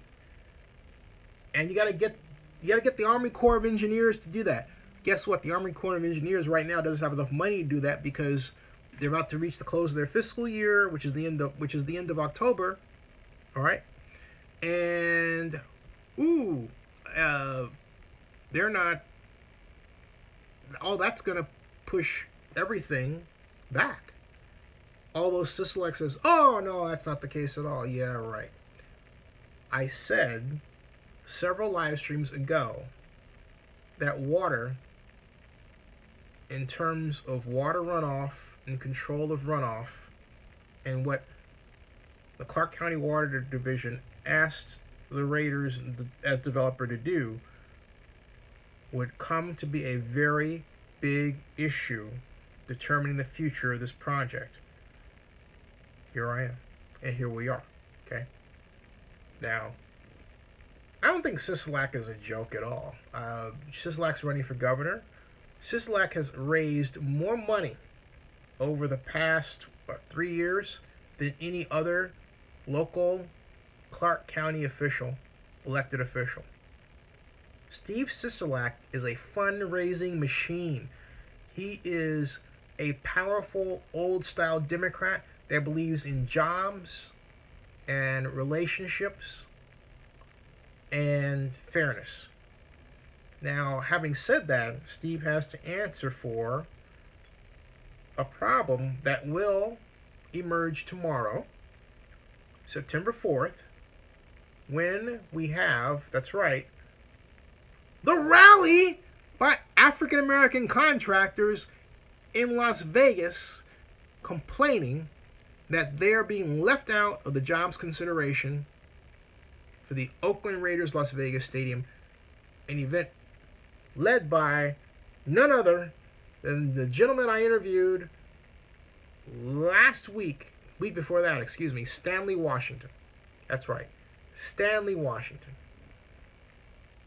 September 4th on MLK Boulevard. Was it 2828 MLK Boulevard? 4 o'clock to 6 o'clock tomorrow.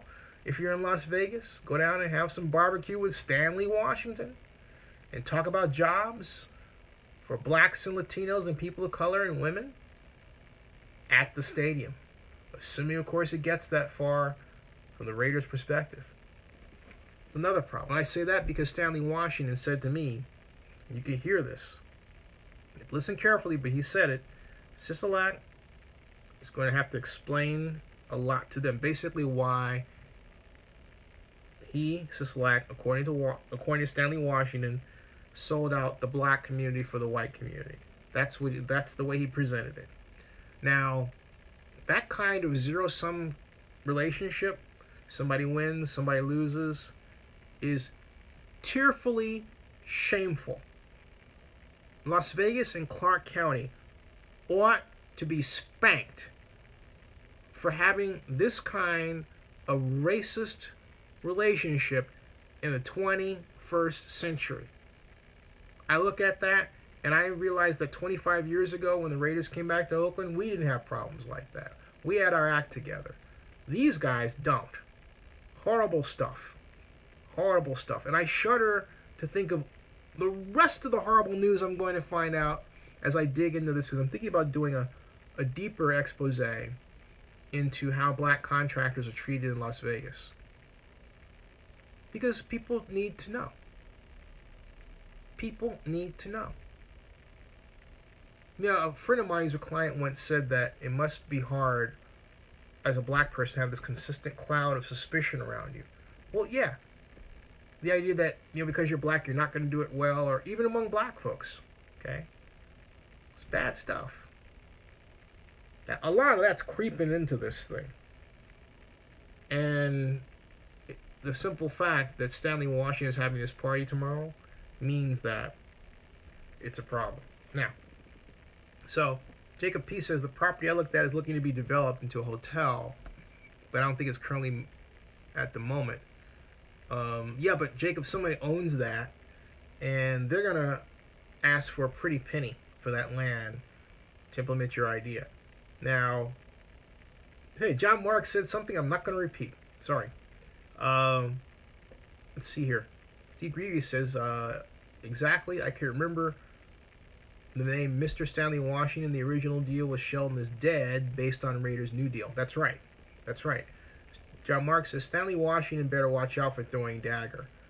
Yeah, you know, but look, Stanley's been at this for 25 years, and I get the impression that this is not his first big situation where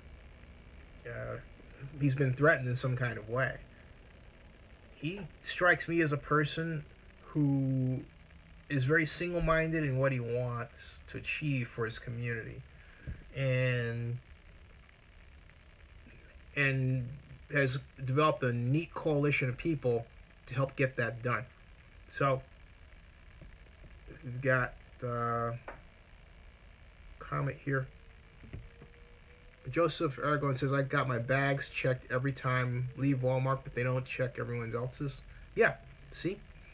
We're talking about the cloud of suspicion as a black person. And, that's exactly it. And Joseph Aragon says the same with Hispanics. Yeah. I mean, it's always this cloud of suspicion. It's like, gee, why? I'm not to the point now where if I sit down on a BART train, and you know, it's generally a white woman or sometimes Asian, and maybe they'll move. This happens maybe like what 2% of the time overall. But I'm thinking, oh great, I got space. Thank you, woo! All right. So, it's crazy. I mean, absolutely crazy. You have these legends in their own mind that think that you know, you actually care about that, and it's like, no, well, I don't. That's the kind of mindset you have to have in this society. It really is. In urban society, I'm going to tell you something, folks. Living in the suburbs in the country, it's great. I've been in Oakland since 12, and I'm telling you, being out in Georgia in the Atlanta suburbs, I miss it. My stress level goes down. It's just great. It's just outstanding. Here, it's people all over you. You know, not much has changed. The buildings are old, yada, yada, yada. It's like, oh, you know. Atlanta, they built a new stadium, College Football Hall of Fame, new movie studios are being built. It's growing. It's less expensive. People are happy. Things are happening. Things are happening here, too, but it's buku bucks. And you have to have buku bucks, you know. I'm just throwing out some stuff that's on my mind. Rick Rice says racism is a mental illness. Get the t-shirt. Get the t-shirt. In fact, speaking of t-shirts, folks, Jacob P says, is that a hint that Zinni is moving to Atlanta? Speaking of t-shirts, folks, speaking of t-shirts, I got something to show you. Hold on a second. Just taking a sip of water.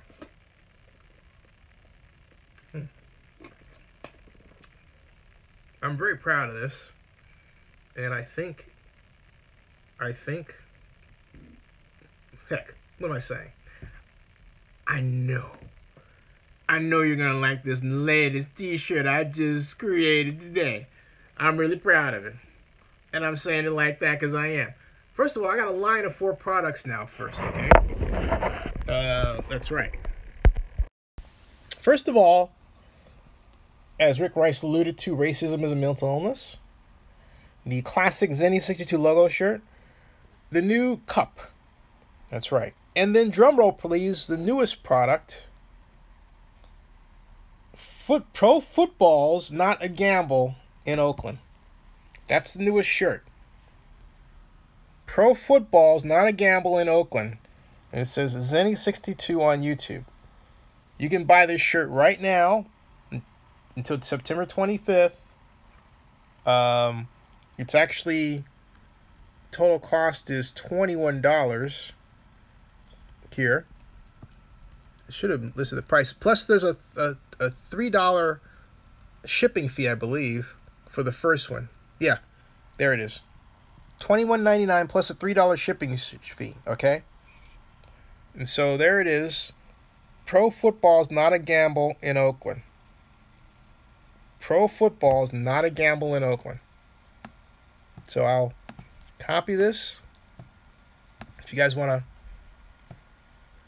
get your own copy of the Zenny 62 t-shirt, you know what I love is for, if you have a company and you want your company name or logo on this along with the message and Zenny 62, let's work out a deal. You buy a set of shirts and we can distribute those shirts by meetings and contests and make your own video blog of the shirt. I'll make it for you, right? Can do that. Let's talk. So, what do you think?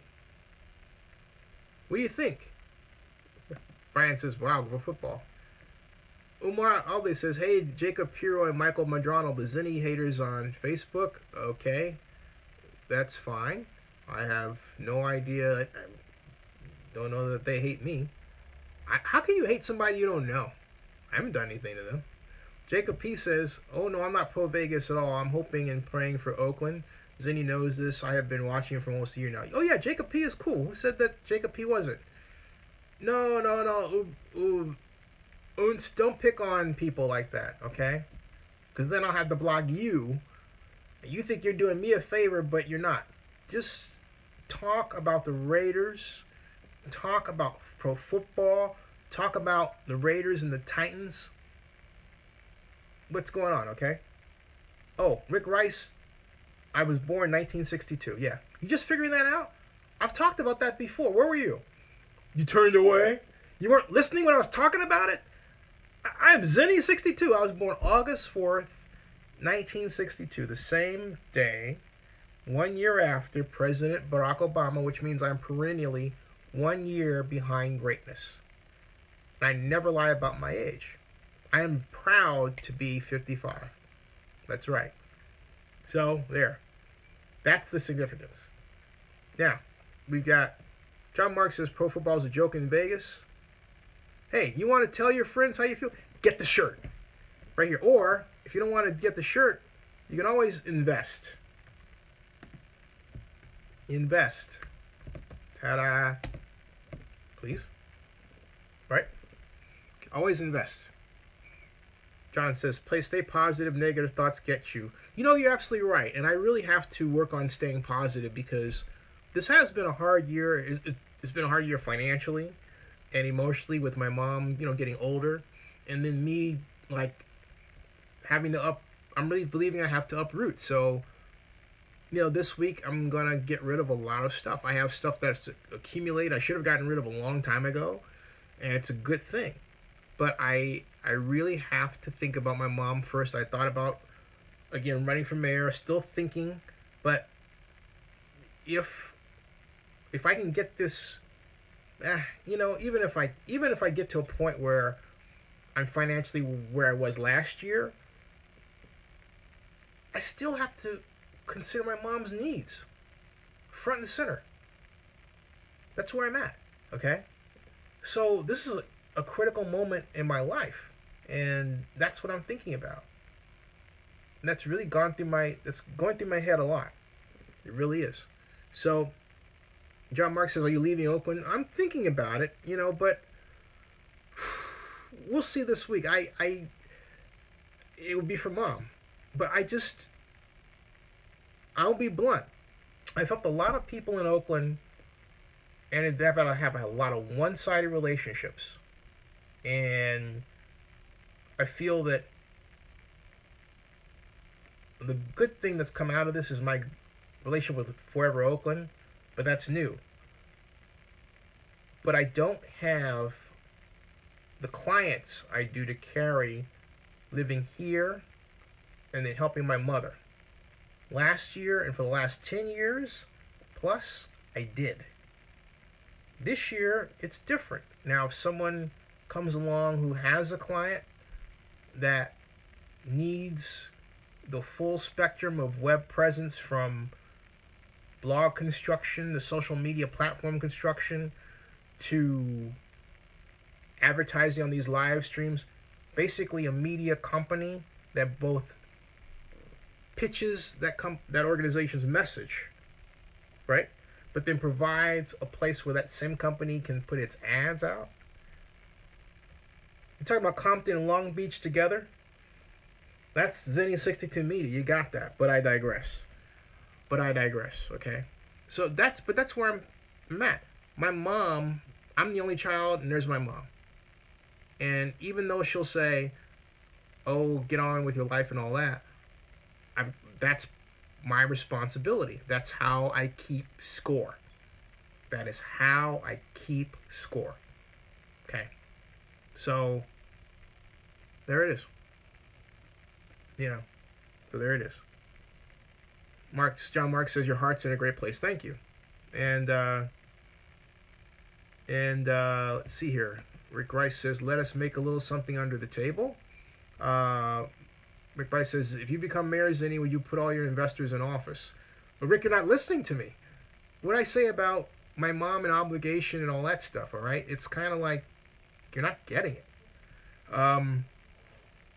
Josh Argon says, good luck you got under control by any means. Thank you, by any means. Big April says, if it's meant to be, it will happen, Mr. Zenny. Don't trip on it. Hey, thank you.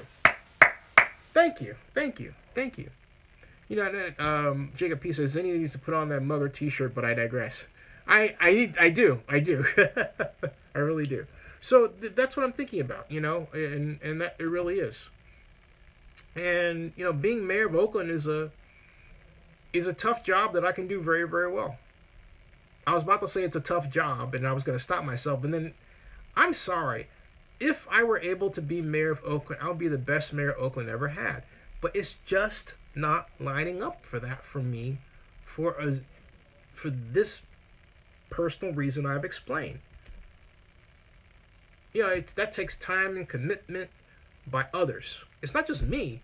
You have to have somebody that comes along and is willing to write checks. You have to have a bunch of people who are willing to write checks. It's not just the talk. You have to raise, $200,000, I'd say minimum, okay? Libby had $141,000 for this round as of July 31st of this year, okay? She's going to top 300,000 probably, well, we'll see. She should top 300,000 by February of next year. Or I'd say by July of next year, okay? Now, I say should because there's a good chance she won't, given the issue of popularity. But on the other hand, if there's no other horse in town running against her, where are you going to put your money? It's one thing to say, oh, Libby Schaff is not the person that, should be mayor, but my god sister's running for mayor again. And there's nobody else doing so right now. Yeah, Ignacio's talked about it to others. Ken Houston's talked about it. Peggy Moore has been floated as a name. Yeah, hey. Then there's that Peter Louie guy who's, whatever. That's 5 people right there. But of them, only one is signed up. Libby. So there you go. All right. And John Mark says Libby Schaff is no Libby Harris. No. Libby Schaff is Libby Schaff. Libby could win this thing. She could. With all the stuff she's gone through, she could pull it out. Remember, still young. The big question is who runs against her. We'll find out between now and October. And Raider Nation says, wish Zenny was the mayor. I like it. Jacob P says, wherever your heart lies, Zenny, we're all here to back you and support your decision. Thank you. Joseph Bronsman says, definitely have also been thinking about my parents as well as being as they're getting older. Yeah, that's it. Again, my mom will be 83 this year. So, yeah. So, think about that. That just gives me pause. And that is what makes me say, okay, where are you headed? I mean, I haven't blessed her with, family with grandchildren, and that's something else should be top priority for me. So I'm being very open in public about this because what I'm talking to you about are problems that everybody faces in some kind of way at some point in their life. Period. Period. And how you handle those problems will direct where your life goes. So I'm not saying, if you think, wow, he's being extemporaneous, this is stuff that, particularly for those of you who are, under 21, right? This is stuff you're going to deal with. Let me put it this way. You better hope you're alive to deal with them. Because if you aren't, it means you died at a young age. You don't want that. Okay? We don't want that. I'm just, as I say on the street, being real with you for a minute. Not that I haven't been real with you, period. All right. Jacob P. says, this is stuff I need to put in the memory book. There you go. John Marks is 48. He'll tell you. John Marks says, how about Gene Kwan running again? I actually didn't consider that. No, actually, that's not true. I did, because I had a conversation with a friend of mine about that. About Jean running again and then winning her seat back. I don't know. There was something my friend said, I don't want to put out his name, that caused me to drop the idea. But since I have forgotten what that person said, I'm going to reintroduce the idea. But I'm going to see if I can get Gene on this show. Talking to Gene Kwan about Coliseum City and the Raiders, don't you think that'd be a cool? I think that'd be a cool conversation. I think you'd like it too. In fact, I know you'd like it, right? Right? Richard Hayek says, no, I can't stand Kwan. Too many lies. Raider Nation's 38 years old.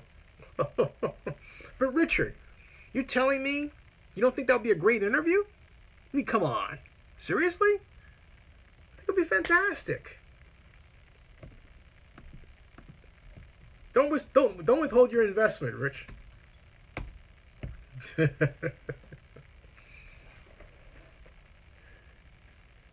Richard Hayek says, I got a Princeton to buy for you. Oh, that? Yeah, that wasn't her fault, though. She was given some bad advice. She was directed in a bad way by the Coliseum City folks, the original group, No. But she recovered from it okay. She stood, at the end of the day, Gene Kwan stood for Coliseum City. All right, it's 2:19. I'm going to stop at 2:30. And I'm going to be back tomorrow with, drumroll, Godfather Grizz at 8:30. And I promise we're going to start at 8:30. And if you're local in Oakland around, I'll let you know where we're going to be at. More than likely, I think right now it's leaning toward the Plank. I'll have that nailed down. That would be a lot of fun. Somebody wants to come on down and, buy the hors d'oeuvres for us? Fantastic. Buy the hors d'oeuvres, have your company name mentioned on our live stream, something like that. Why not? I'm thinking. John Mark says, the Plank. Woo-hoo! Woo-hoo! Someplace like that. Kook Snipe liked the idea of the Plank. I like the idea of the Plank. Raider Flea says, I'll take the smoke. Is that a place I don't know about? Raider Flea, tell me where it's located. We're still trying to figure out where the venue should be. I thought about the alley, but then I ruled it out because it's dark and it's noisy, and it's something you only do if you have complete control of that, which means we would have to have complete control of that area. Oops. Sorry about that. Oh, sorry about that, folks. That was a phantom pull. I don't know how that happened. Let me see. That was interesting. It's almost like something yanked it. Rare.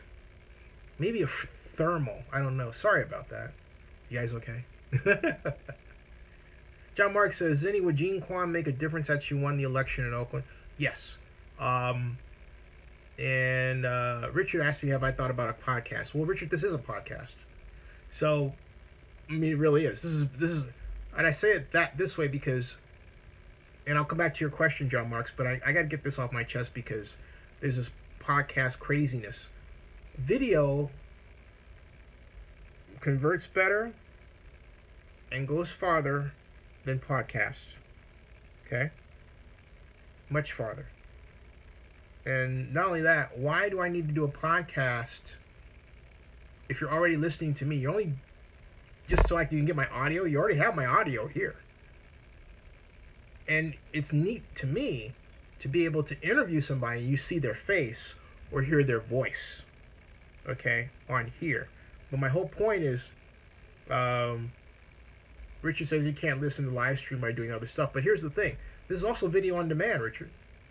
So you can't listen to the live stream while doing the other stuff, but you can play it later. So I don't see the point, you know? You the man, Rick. You the man, Rick. But this is a Richard says like a simulcast. This is a simulcast. This is that. So I don't understand. You said you can't. I'm trying to wrap this around my head because, look, if you're in the background doing work and you have the volume turned up, you can do other stuff and listen. And it's a live stream. You don't have to watch me move my lips, right?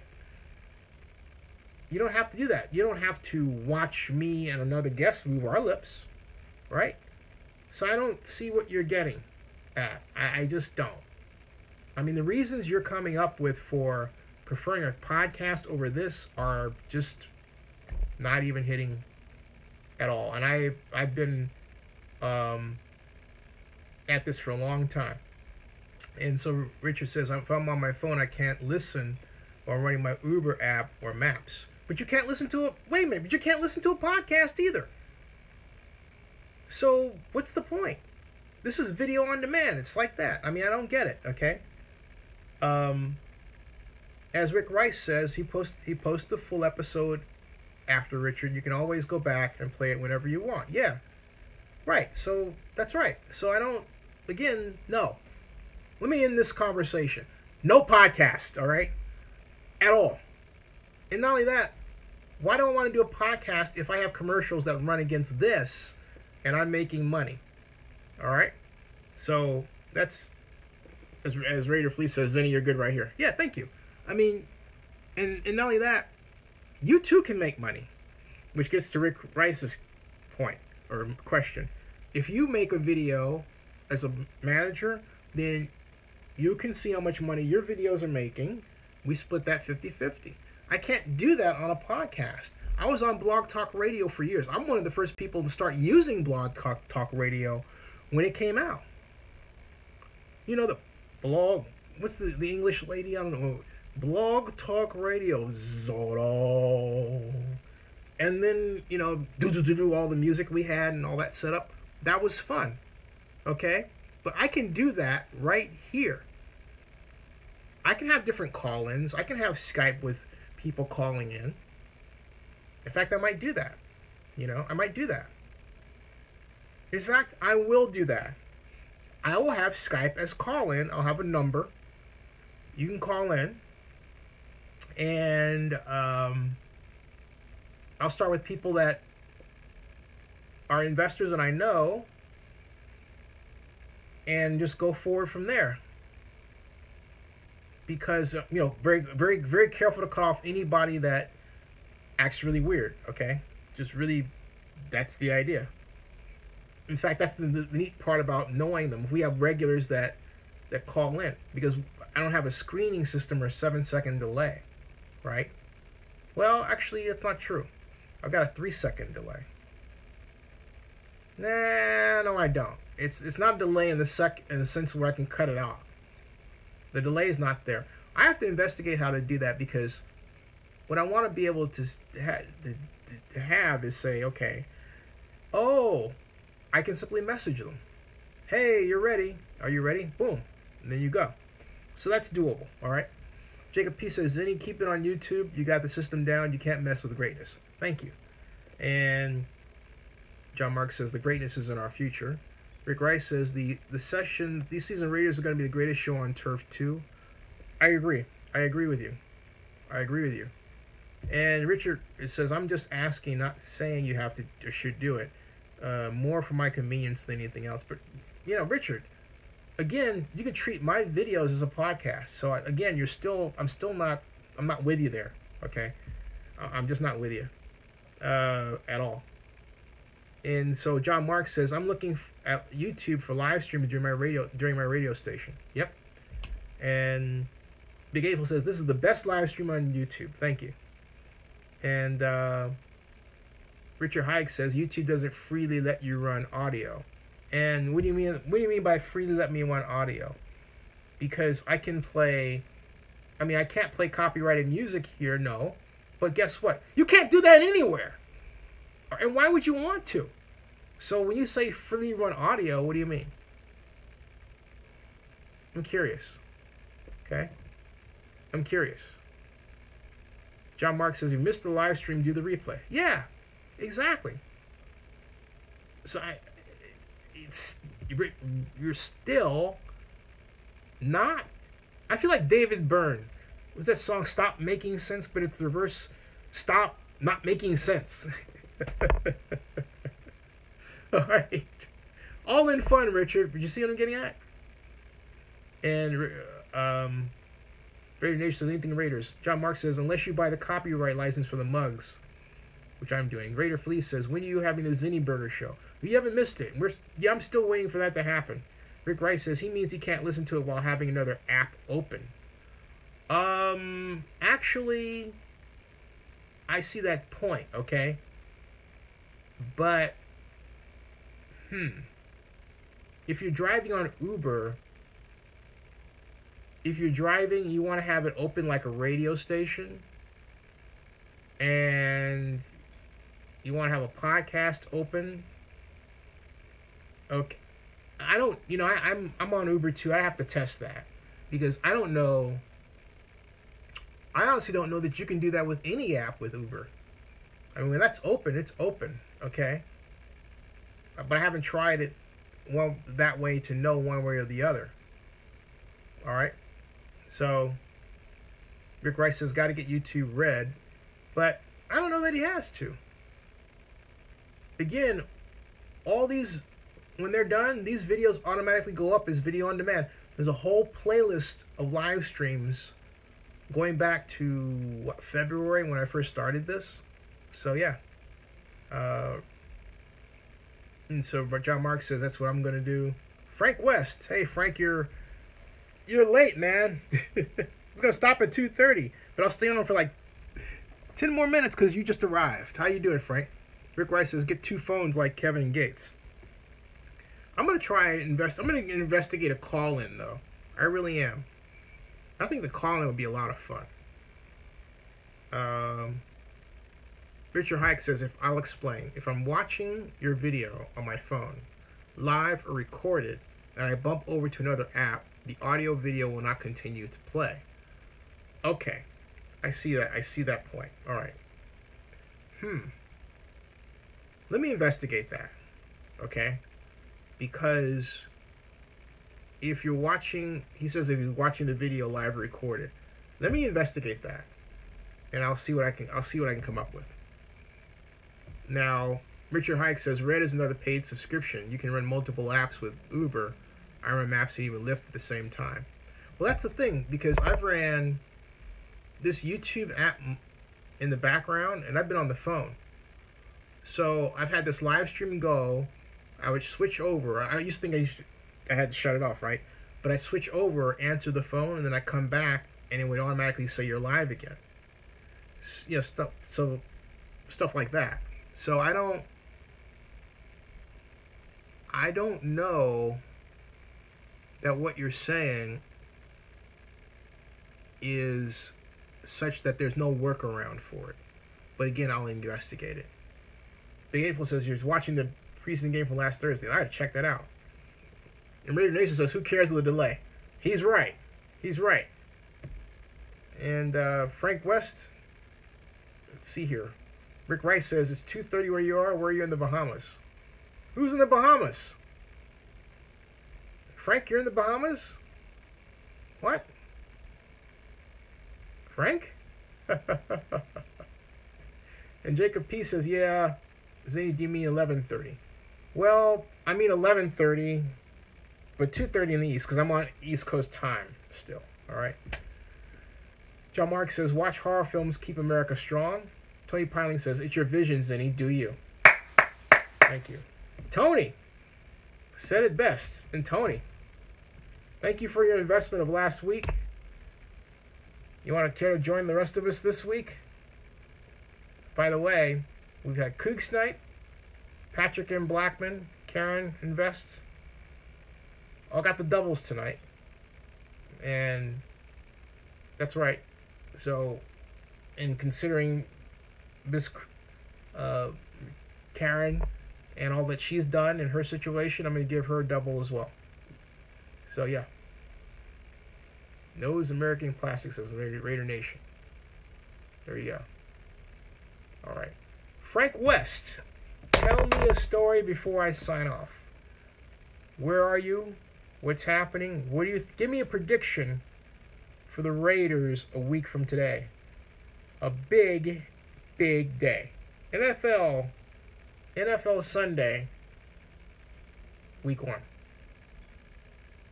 John Mark says, can YouTube do a live stream for 5 hours? Yeah, I can do one for, I've done one that long. Yeah, absolutely. Or longer. Joseph Bensman says, anybody think I should aim for my fantasy football draft tomorrow? Jameis Winston? Yeah, here. Jameis Winston, big time. John Ross of the Bengals, big time. Joe Mixon of the Bengals, big time. And then with the Jaguars, let me see something really quick here. Leonard Fournette of the Jacksonville Jaguars, you need to add, definitely. Amari Cooper, Mike Evans, Deshaun Jackson for the Bucks. And I would also say Alshon Jeffrey. So those, yeah. So there you are. Rick Rice says, picking white player. Come on. Who are you talking about? Oh, Christian McCaffrey. Yeah, add him too. Definitely. Christian McCaffrey. Rick Rice says, John Mark says Cam Robinson. Yeah, but the thing about it, as far as Cam's not a skill position player, he plays offensive tackle. Yeah, and so Joseph Benjamin says, yeah, I'm thinking if I can land one of the 3 rookie backs, McCaffrey, Mixon, or Cook, Dalvin Cook, that'll be points.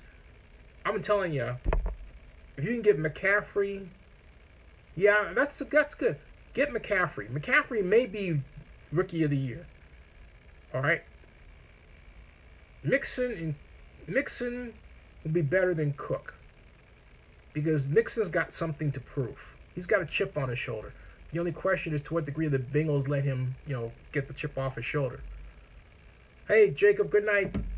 Good night, my friend. Thank you. Thank you for all that you do. Derek Carr says Rick Rice. And I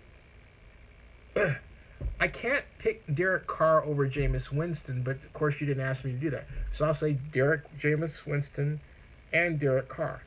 However, there is something in me that wonders if Derek Carr is going to finish the season. I did say that. Just as I wonder if Marcus Mariota is going to finish the season. I did say that. And this week I'll start looking into the Tennessee Titans. It'd be nice to have a guest on to talk about that. Dang on, that Bill Romanowski keeps ducking me. All right, since I haven't heard more from Frank West, I'll see you all tomorrow with Godfather Grizz. You can bet your last money. It's always a stone gas. And I'm not going to call you honey.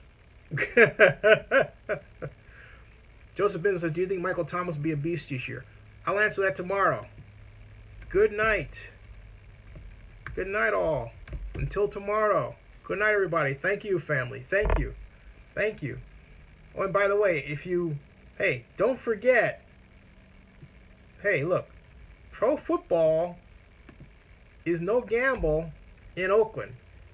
Get the shirt. It says so. Pro football is no gamble in Oakland. You going to Vegas, John Marks? Get the shirt. Wear it. They'll love it.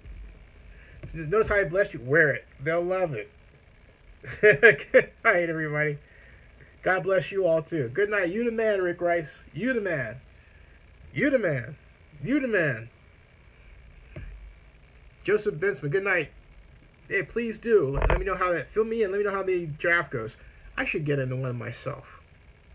Doggone it. I think I will. Rick Rice called me Zig Zeus. Well, whatever. The caboose. The caboose? Zinni 6 Deuce. Oh, I get it. Okay. I was thinking it said Zinni the caboose. Whatever. Good night, everybody. I'll see you. See you tomorrow. Thank you.